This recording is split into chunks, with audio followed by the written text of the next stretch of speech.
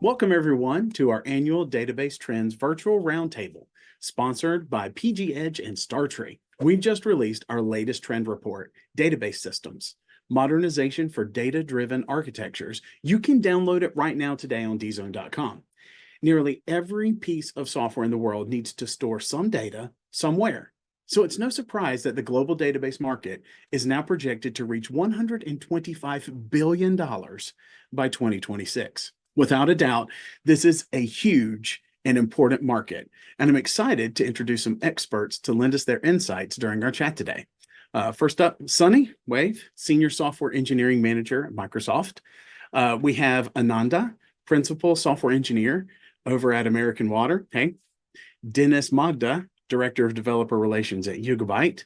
Hey, Dennis. And Dennis Lucier, CTO and co-founder of PG Edge. Two Dennises. Will be flipping back and forth between y'all today. Chin Mei, Head of Product over at StarTree. And Ted, Senior Staff Software Engineer over at StubHub. Welcome, everybody. Super excited to have you all here. I'm Jesse, Chief Technologist here at Dzone. And every year, we conduct our annual Database Systems Community Survey. This survey helps inform our trend reports as well as specific segments of our reports, right? The key research findings. So this year, the key findings can be broken down into two main categories. First, how developers and organizations are using databases in general. And then second, how developers and organizations are using databases for specific use cases. To reflect this split, we're going to be kind of focusing our discussion today both on general database adoption and trends, and then pivot into some of the more specific database use cases. So with that, let's go ahead and dive in. First thing, y'all have seen the trend report. The biggest thing in the trend report, Postgres.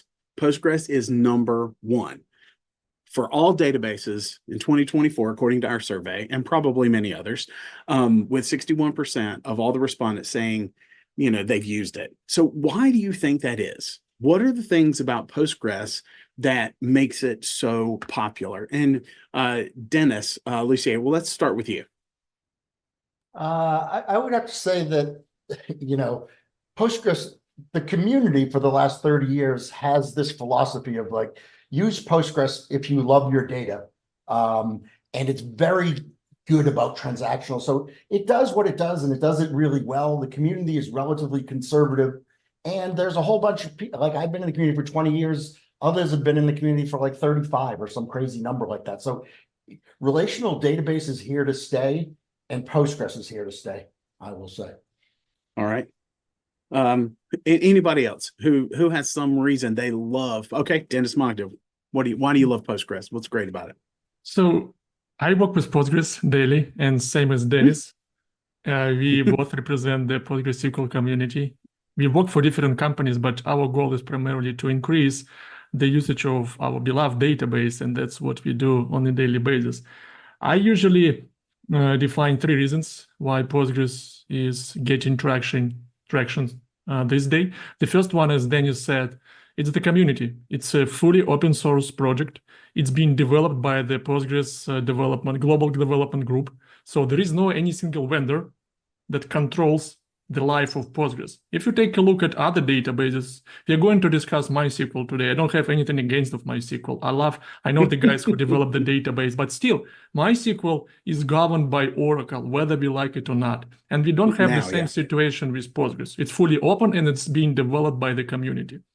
The second reason is I hear this more often from those who use Postgres for various application workloads. Postgres is sort of it's an enterprise-ready database. You have the core database engine, and then we have a big ecosystem of solutions that help you to make Postgres scalable, highly available. We have different load balancers, etc., etc.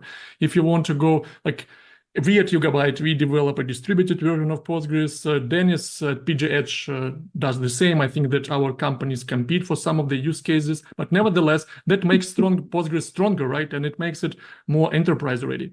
Yes, they're always better. No, I'm just kidding. Sometimes it's like depends. And finally, it's ecosystem. If you take a look, if you pay attention to Postgres, the core development of Postgres is rather conservative. when you change the core database engine, usually there are some minor changes, but most of the innovation that takes place in the Postgres ecosystem happens through the ecosystem of extensions and other derived solutions.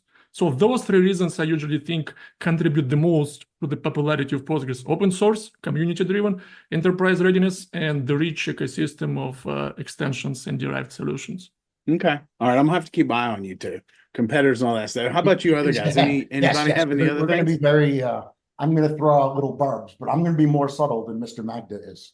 Okay, good. Anybody else? Ananda, Chinmay, Ted? Yeah, I can. Oh, Sunny, go yeah. next. Go ahead, Sunny. Yeah, can you? Okay. Yeah, so I strongly agree with Dennis, like the three things that he mentioned, right? So the strong community support is there. A lot of people actively answer questions in the community. And all the big companies like the Reddit, Instagram, or GitLab. So all these big companies currently use Postgres for handling the big queries. As well as the indexing, and there is a lot of performance optimization capabilities are available in Postgres. I currently don't use Postgres as work. I work for SQL Server, but I can hear this a lot. Yeah, but I do hear a lot from the community whenever there is this conferences happens related to Postgres. Mhm.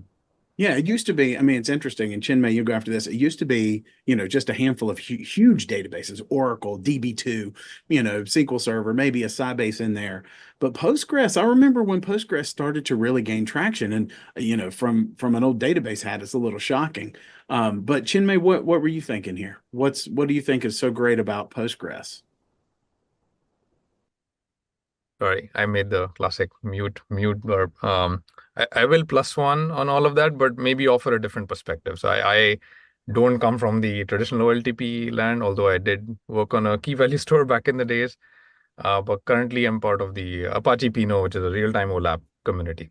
It's nothing to do with Postgres, but a lot of the users in the community have asked for Postgres support for Pinot in terms of the wire protocol or being able to have Postgres SQL compliance for the database. I think that speaks to how much people love this. They want what they love in Postgres, and even in real-time OLAP. And again, the reasons are somewhat similar to it. It's developer friendly. It's easy to extend, so you can connect BI tools, any BI tool, to something new like Apache Pinot through the Postgres wire protocol. So I think it's become a standard for developers, and then all the things they do. Yeah, I think you're right. I think it's great. And the wire protocol front, we all know what MySQL, I believe it uses TDS. So you Microsoft guys will like it. But as we're getting into that next, and Ted and Ananda we'll get you on this one. Second from Postgres is MySQL. And I'm trying to prevent any type of wars, right? OLAP versus OLTP, MySQL versus Postgres. There's 10, and y'all are grinning because you know what I'm talking about. Database people can be passionate. We're too educated. Come on. But MySQL is number 2. So MySQL came in number 2 for our survey at 56% who are actively using it, like in recent months, right? So when you're looking at our data, right, a lot of these databases had some positive correlation between organization size and the database use, like Mongo and Amazon Redshift. MySQL, on the other hand, had no real significant usage difference based on the size of the organization. So do you think that's surprising given the nature of these platforms as well as the different company size characteristics? Like, what would make MySQL unique in this way? And Ananda, why don't you kick us off, and then we'll hear from Ted too. Yeah, sure. So I have extensively worked in Oracle and a little bit in MySQL. What I found in MySQL is we had like a 5 GB database. So we primarily used MySQL for one-time or few time inserts and multiple time reads. So I used MySQL to insert data from Bloomberg trade-related data inserted once in the morning, and then that will be queried multiple times throughout the day by the user. So there was a niche use case which I used MySQL for. Otherwise, there are some issues with the MySQL as well, like we can't create materialized views and a few other things. So In my experience, it might be used for specific use cases rather than can be widely used across the enterprise. Okay. All right. Ted, agree, disagree, got other points of view? I might not be the best person to answer this question because I have no experience using MySQL. My big closest experience in this topic is just through the broad kind of availability of Postgres wire protocol that people have mentioned. Things like Redshift adopting that protocol, things like Apache Calcite providing the wire protocol to CockroachDB. for CockroachDB. Most of the companies that I've worked for, Netflix and Stripe, we didn't have transactional databases as our kind of operational kind of data stores. We used Cassandra, we used MongoDB. Yep. So my experience in that area is a little bit light. So, but definitely I've worked a lot with Postgres protocol, so that standard has become pretty broad across the industry, even if I don't have direct experience with Postgres. Yep. Dennis Lassiere, what do you think? Yeah, so this is really a fascinating question, because when I first joined the Postgres community, and before I founded Enterprise DB in like 2004, right? I first kind of joined the community about 2003, 2002. But MySQL had a version that just worked, and it worked on Windows, and everybody needed to run it on Windows back in the day. Yep. So the Yep, I reason remember. MySQL was more popular than Postgres in the early days is because it was easier. It was pretty damn good, right? It's better. It's a better relational database than Microsoft Access. It's pretty damn good. Calm down, Sonny. No, Right? But over time, so in 2004, 2005, that's why Bruce Mumji, the leader of the Postgres community, really worked on, it's like, let's make sure that Postgres just works on Windows, right? Even if it's not our favorite environment, because we're all open source nerds, let's make sure it just works on Windows, right? So the community did that. And then over time, Postgres has focused, and I think others have mentioned this, it focuses on, there's a core of what Postgres does, and that is it needs to be a strong relational database, whether you're doing OLTP or other use cases. And then it's got an extension model where you can build extensions on top of it and help it to specialize for certain use cases. So Postgres is modular, it's conservative, it's a general purpose database, and it's easy to use. And one more thing is my friend Simon Riggs, who's recently deceased, but he did a presentation on this. He said at the European Postgres conference, I think last year. But he said all databases in the future will be based on Postgres. So it's a rock solid foundation for doing things, and you may use pieces of it and do extensions to it, or you may take pieces of it that you like and make a non-relational database over it, right? Postgres started as a non-relational database. It's still a very good object database. It's a JSON database. It's whatever you, right? So Postgres is just— there's a lot of flexibility in it for sure. Yeah. I agree. What about anybody else? Anybody else? MySQL fans out there? Dennis, Magda, okay, go. And then Chinmay, he's got his hand up. Yeah, y'all go next. Yeah, even though I recognize myself as a Postgres guy, I was forced to use Postgres. I was a fresh grad who joined a company building a high-load Java application, and the IT administrators, DBAs, decided to use Postgres because, like, those days it was 12 or 15 years ago. Postgres, we had Postgres 8 or 9. I don't remember. I can't remember the version. And MySQL was the king. And I used to use MySQL before. Why? Because the MySQL is also an excellent story of the value of integration with a broader ecosystem. I was building some websites. In those days, PHP was the main language for creating those websites, and PHP was very well integrated with MySQL. As Dennis said, that usually you install Windows, you have MySQL easily integrated, and the same was true for me as a PHP developer. Even though I worked as a PHP developer for half a year, I was using MySQL. I was happy. It just worked. And today we can see that Postgres, for instance, is being used by default within the Ruby community.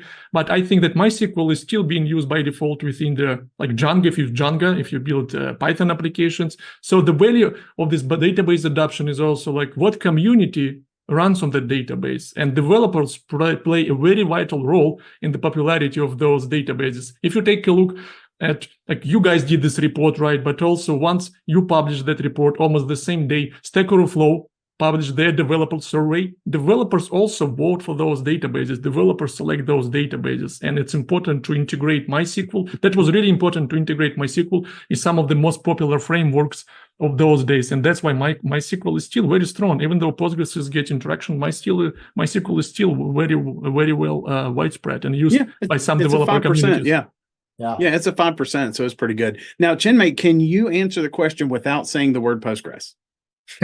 Yeah, I feel I should speak. There's too many Postgres people in the room. Maybe I should speak on behalf of the other party. But in my last two companies, Uber and LinkedIn, they were very heavy MySQL shop. Now, it's maybe a large company thing, but as a startup, we are actually using MariaDB, which is kind of a Maria, yeah. You could call it MySQL, the MySQL of the past. But I do see that very often, especially with Uber and LinkedIn. They did build a sharded MySQL database and then open source that. Again, very developer friendly. It started off by some developer who really invested in that and grew from one node to a whole distributed system on this. So we do see. I don't know if there's a clear winner, but I I'm not asking for a winner. That could be dangerous. The key there is that there's two winners, right? It's Postgres and MySQL. They're both super popular. From back in the day when I spent a couple of years being the Postgres product manager at AWS, the key, if you look at the top 10 customers for AWS, I won't go over the names, but the top 10 for Postgres and the top 10 users of MySQL, it's like 7 of them overlap, right? They're the same, yeah. The people that use AWS the most. So there isn't, for new development, a lot of people choose Postgres. For existing projects that started in MySQL, a lot of times it's not worth switching because they're both and they're both good at different things. I'm a Postgres bigot, so of course I think Postgres is better, but MySQL is not a terrible product. All right, well, we're going to talk non-relational now. So GraphQL, let's get into it. So non-standard, or I would say non-SQL standard query languages, the number one, of course, is GraphQL, 40%, which is well above XPath and XQuery. If y'all remember XQuery, 27, 22%.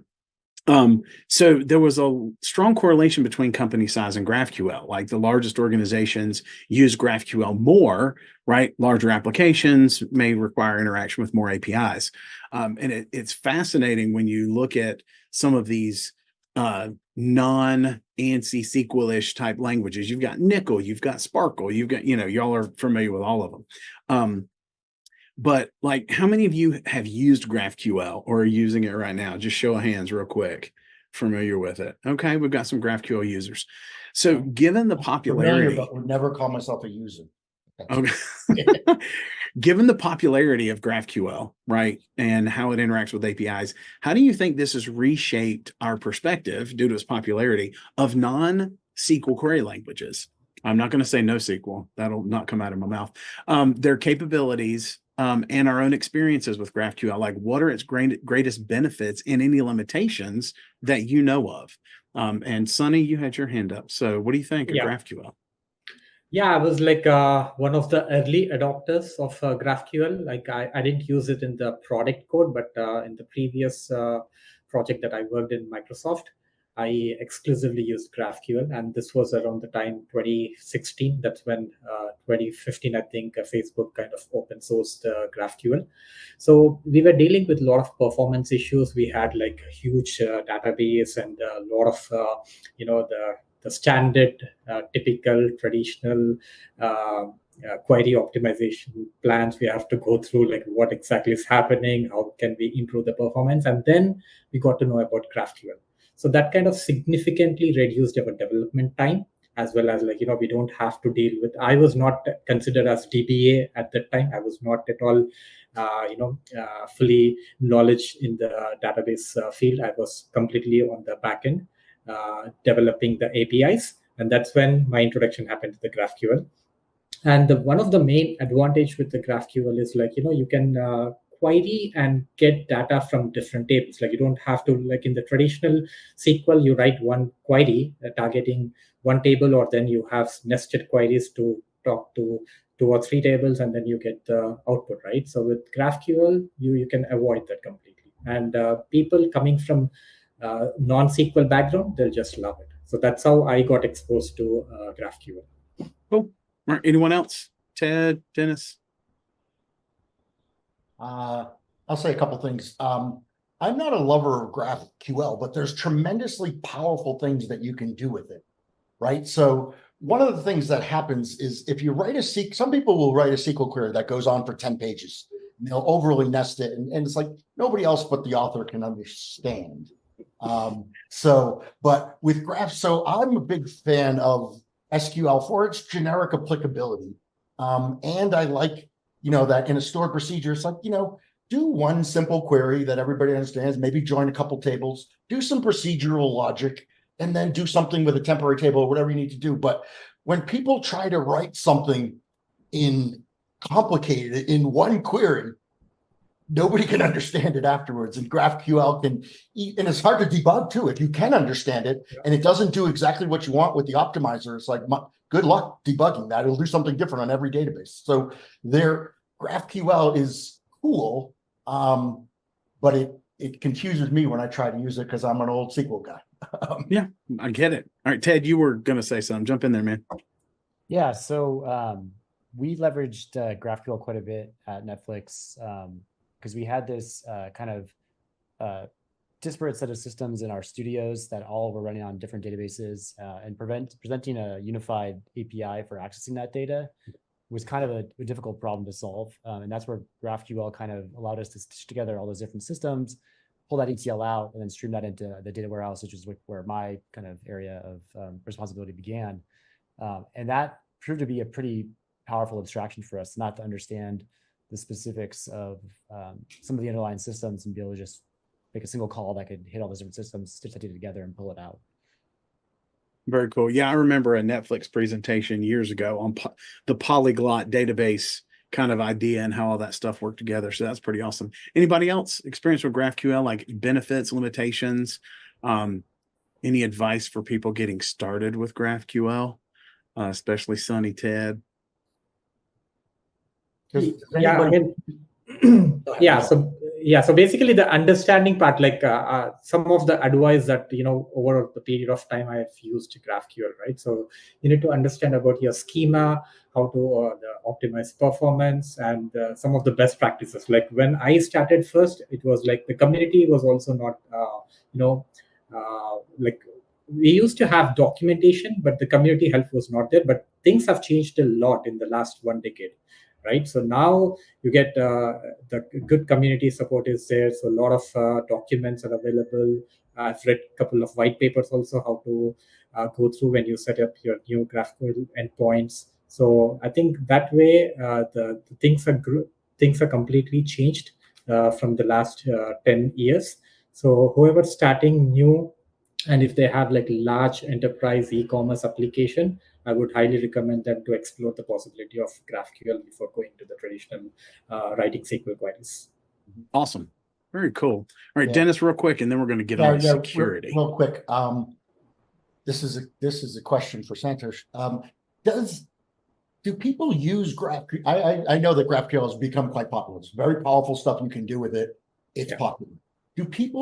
Are there use cases where you want to use that if you're just going to a Postgres database, or is it mostly the polyglot thing for tying together databases, 8 different APIs and things like that? But how do you see it evolve to being used today? Yeah, so basically, like if you're coming from the the microservice background, right? Like not the traditional monolithic, but people coming from the microservice background, so where independently teams work on one single component, like one single microservice. So there, effectively, I've seen people using the GraphQL compared to the Postgres. So that was my observation.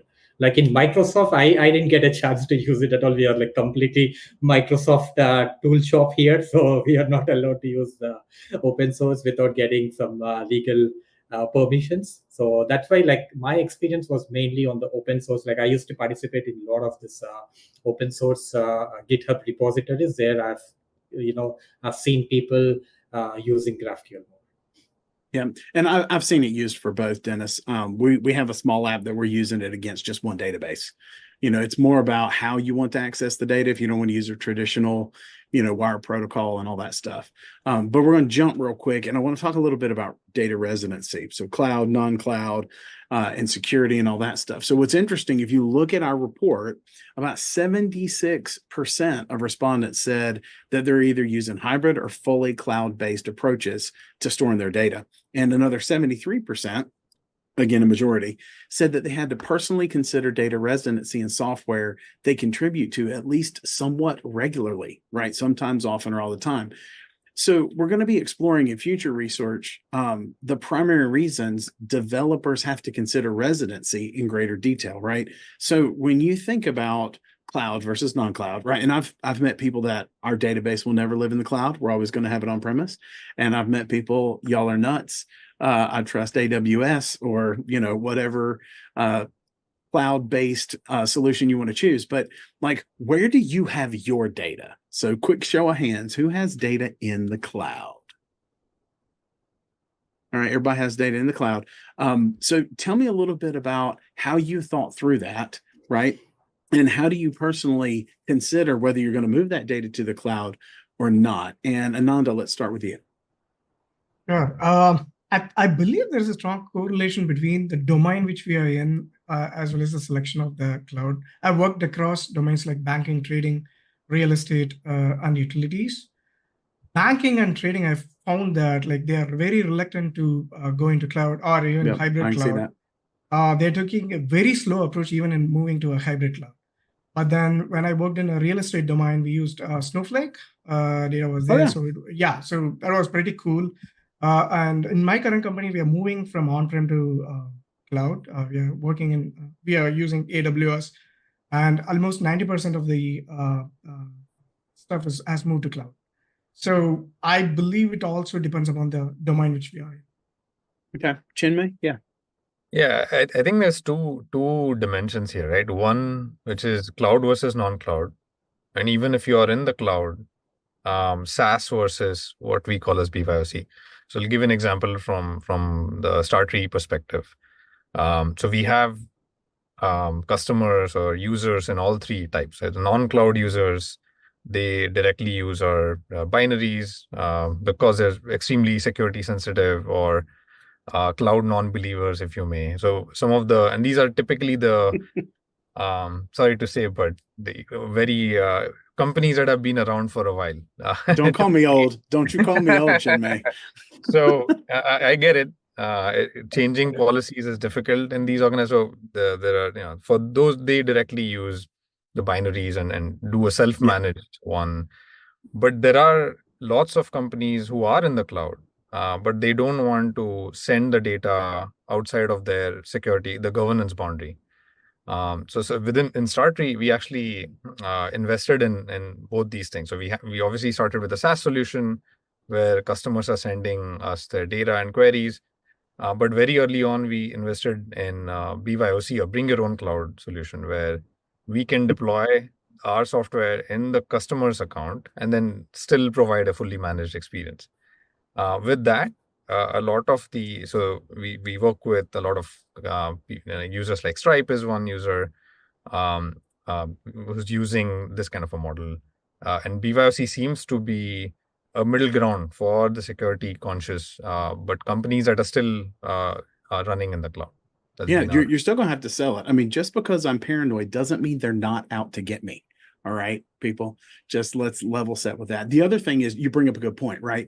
92% of the people that filled out our survey said that one of their biggest concerns was everything that was on the OWASP data security top 10, right? These threats, data breaches, insecure data handling, broken authentication and access control, injection attacks are some of the biggest concerns. And we were talking on an AI trend report not too long ago, and AI is being used a lot for hacking, cracking, and getting into security breaches and stuff. I see your eyebrows, Dennis. It's freaking me out, man.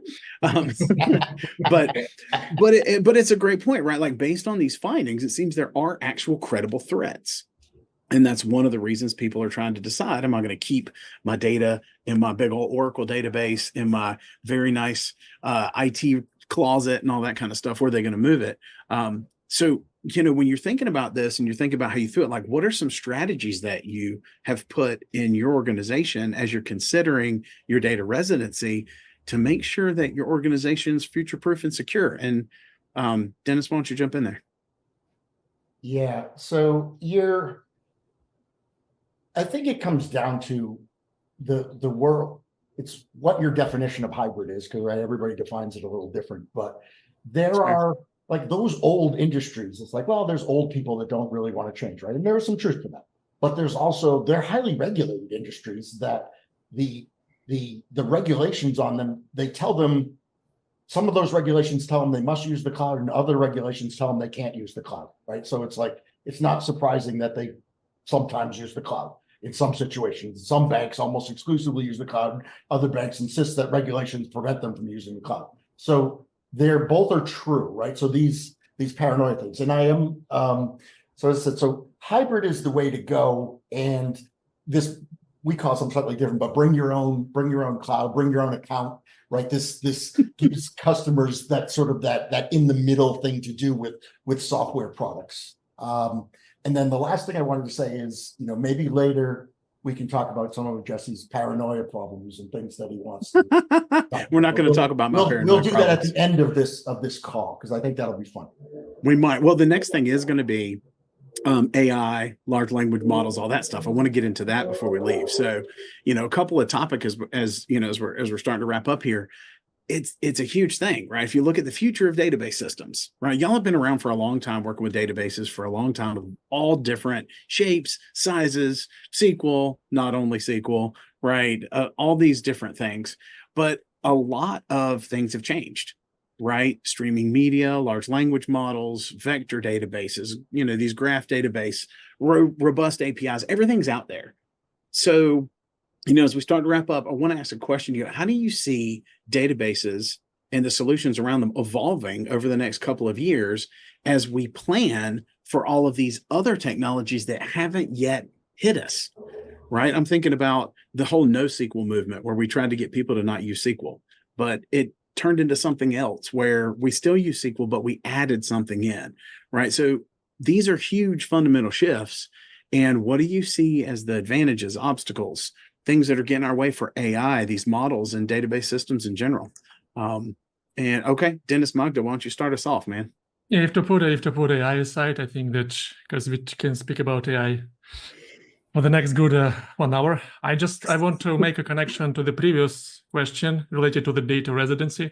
I think that what's happening right now, I gave a lot of the talks on how to build and design multi-region applications, and those multi-region applications can span multiple public cloud regions, or let's say your private data centers.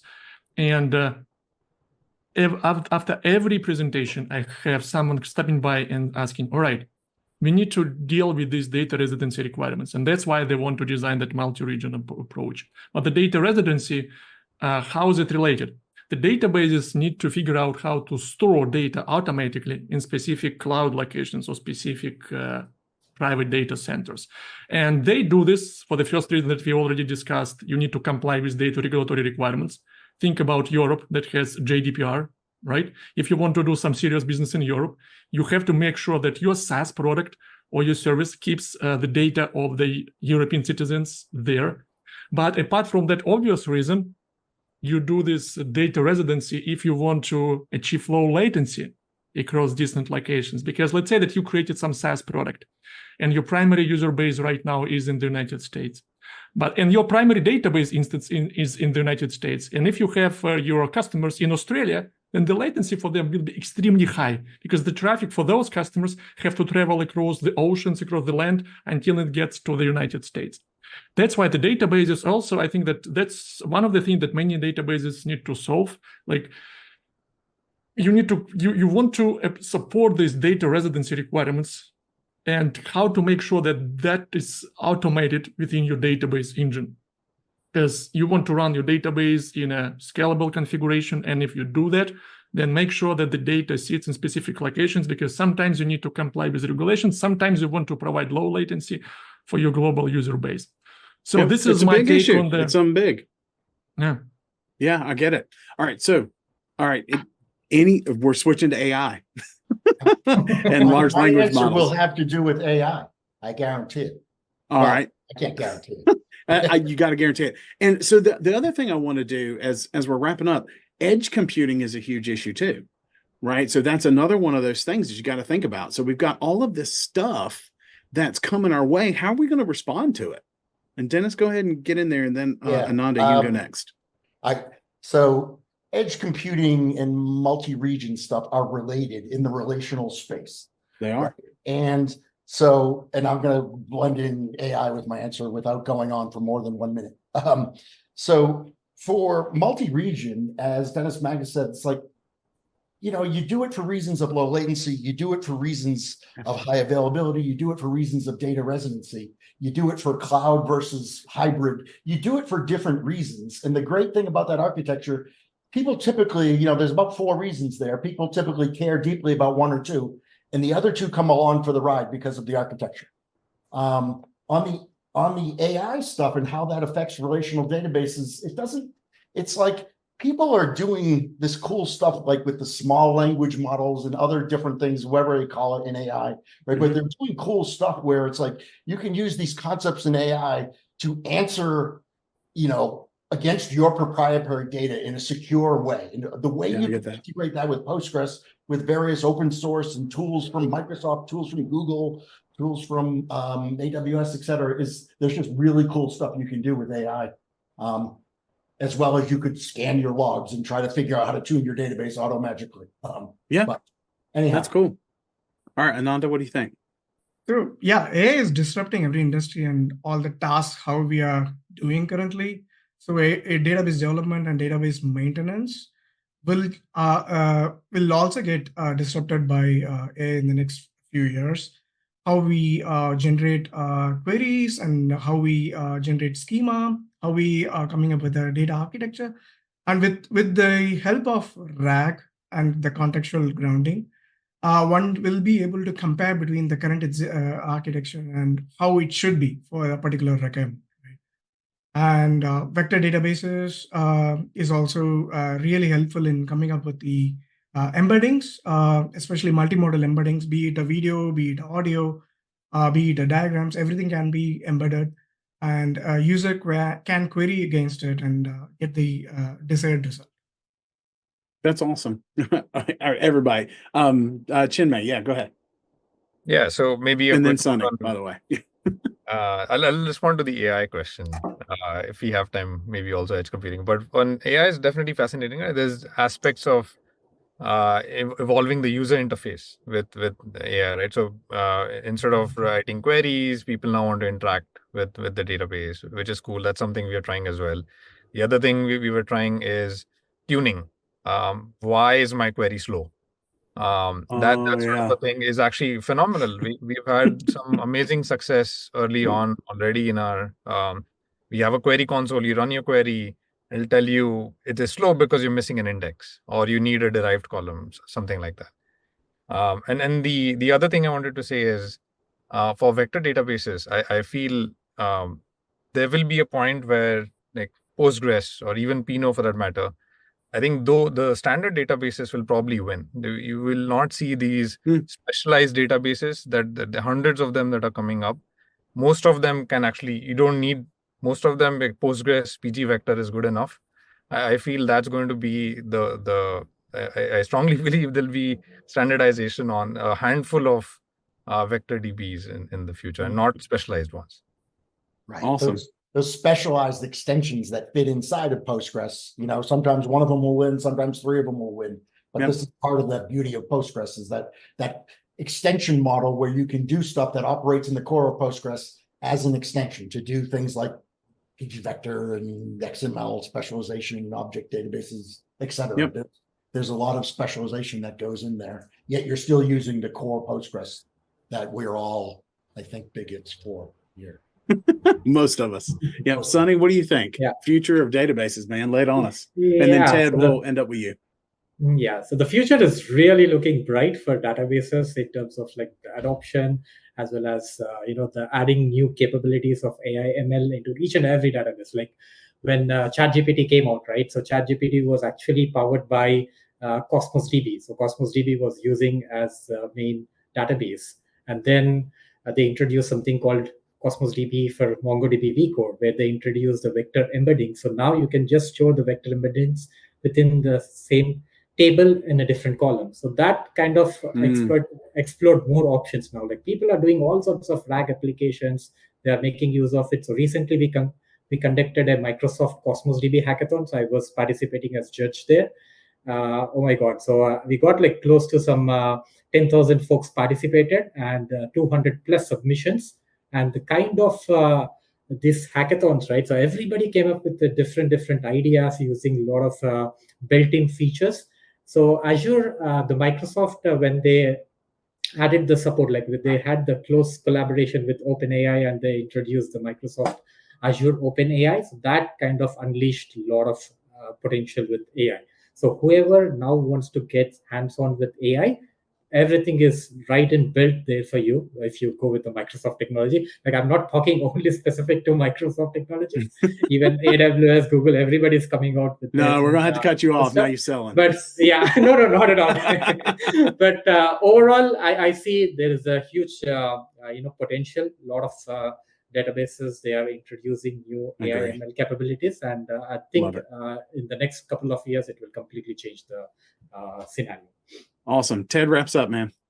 Yeah, I mean, I agree with everyone that they've said so far, that they're just kind of scratching the surface of what's capable with these large language models and different AI technologies. But one of the things that I've seen a lot is kind of to Chinmay's point that like the vast majority of folks, they don't need a specialized piece of hardware or software to service their use cases. They can kind of use what's available in the more mainline things.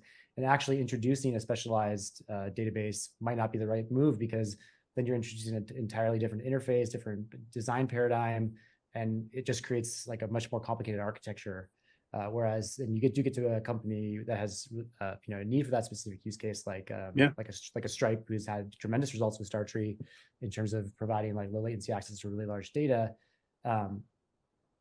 That's like kind of like an area where I feel like some of these AI technologies could really help stitch together those different technologies so that it's easier to interface and easier to develop against a different set of databases rather than having just one single one. Right now, it's very difficult to create those abstractions that span those different technologies.